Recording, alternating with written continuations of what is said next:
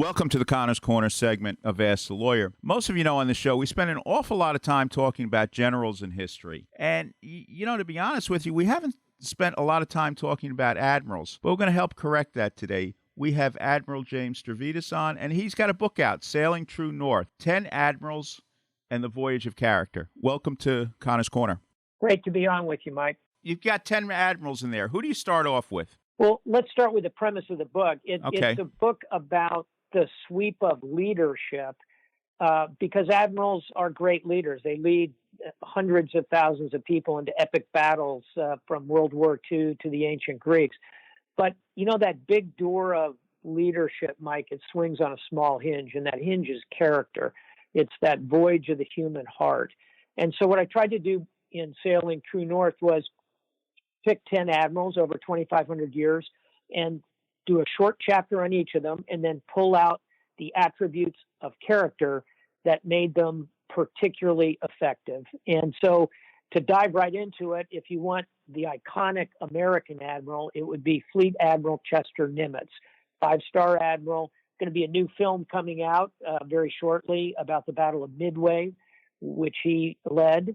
And it is also an amazing story of resilience. He takes command of the Pacific Fleet when it's a smoking ruin in front of him a couple of days after Pearl Harbor. He's standing on the deck of a diesel submarine when he takes command, and methodically, quietly, self-confident, he builds the fleet back and ends up winning, of course, the Second World War in the Pacific against the Japanese Empire. It's an amazing story. You might want to just recount.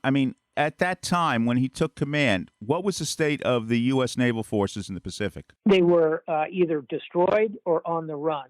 So the battleships, the pride of the fleet, the absolute heart of the Pacific Fleet, were literally smoking ruins on the bottom of Pearl Harbor. And anyone who ever has a chance to go visit Pearl Harbor, you can see USS Arizona, which is still entombed, if you will, at the bottom of Pearl Harbor. The carriers were out at sea trying to dodge the Japanese fleet. Basically, the only thing left in the harbor were some destroyers and some diesel submarines, and he took command standing on the deck of one of these tiny diesel submarines, and then he literally puts it all back together. He works with this incredible cast of egotistical characters, from Admiral Bull Halsey to General Douglas MacArthur. He builds a team, and they go step by step back across the Pacific to defeat Japan. Now, let me ask you something. Why do a lot of us who follow history know an awful lot about Douglas MacArthur, but not that much about Chester Nimitz? Why is that? I think you hit it early on. There's a tendency to sort of value generals, and that's okay. Generals fight epic battles and are great patriots and are brilliant tacticians. I think when historians study and write battle scenes, there's an attraction to the fact of a battle on land is so varied. It can be in the mountains, it can be in the deserts, it can be across the plains of Europe. It can be 1,000 different settings. Whereas a sea battle it's just at sea.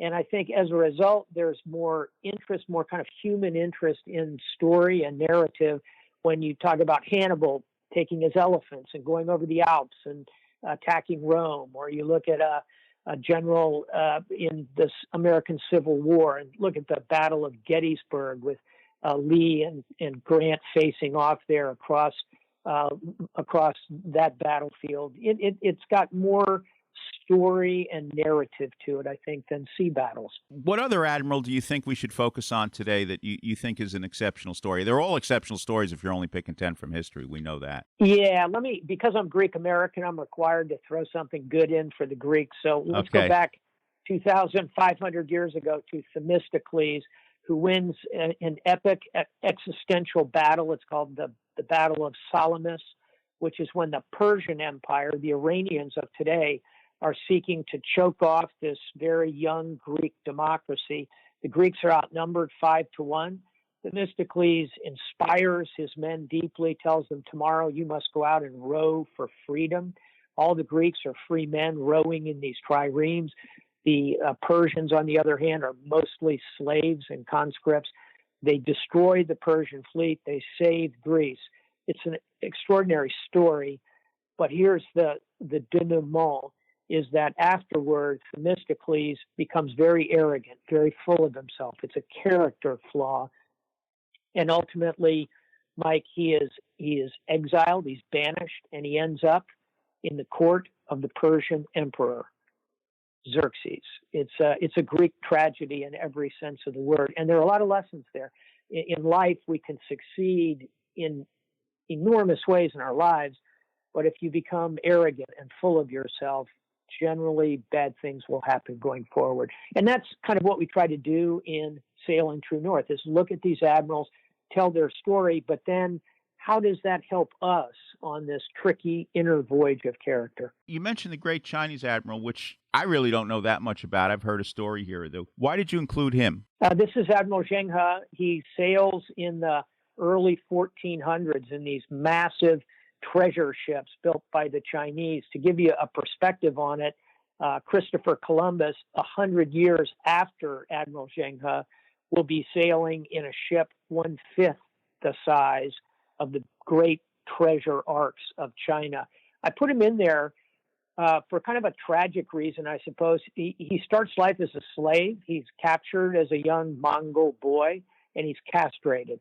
So he begins life as a slave, as a castrado, and yet he goes on to be the greatest admiral in Chinese history, leads voyages from China through the Indian Ocean to Arabia to Africa.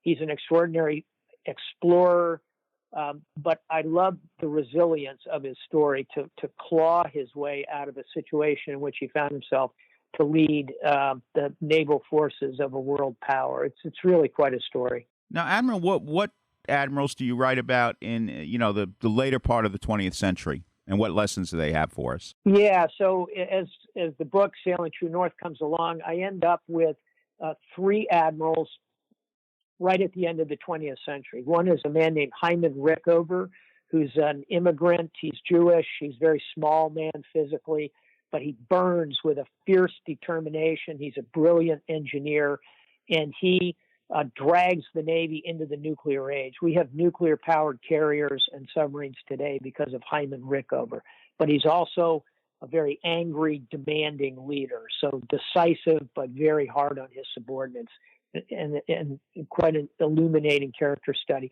Second is Admiral Zumwalt, who comes out of Vietnam, where he's a 3-star. He leaps over all the other admirals, becomes the chief of naval operation, the 4-star, and in the 1970s, he really pulls the Navy forward in integration, and he fixes not the technology of the Navy, but, if you will, the sociology, the leadership. He ends segregation in the Navy. He listens to sailors on the deck plates. He's a very compassionate leader and kind of an angel of change. And the last one is the admiral I would most like to snap my fingers, bring her back to life, and have a beer with her. Her name was Grace Hopper, and she was a tiny little woman, brilliant, PhD in mathematics from Yale University. World War II comes. She finally claws her way into the Navy, and we put her in charge of computers in the very early stages. She invents the language of COBOL. She changes everything about the Navy's approach to a digitized fleet. And what she brings to the Navy in the latter stages of the 20th century is technology. She is the mother of COBOL and the mother of computer science in the Navy. So three great admirals. All of them had their flaws, but all of them have lessons for each one of us. That's what we try and pull out of Sailing True North. One last point to get across. You write about you almost killed Bin Laden, he almost killed you. Can you go into that for the audience? Yeah, I can. So when I was a captain in my 40s, I got a mission to launch a bunch of Tomahawks at the time, little-known terrorist named Bin Laden. He was at a bunch of training camps in Pakistan. He had blown up 2 American embassies, and my missiles just missed him, missed by a matter of minutes because the Pakistanis tipped off Bin Laden. Flash forward to 9/11, and I was in the Pentagon, on the side of the Pentagon where the airplane hit. I actually saw the airplane hit. It hit about 150 feet to my right, and I'm only talking to you on the radio today because I was up on the 4th deck, and it hit the 2nd deck going down, and again, it was 150 feet to the right. So I got my shot at Bin Laden. He got a shot at me.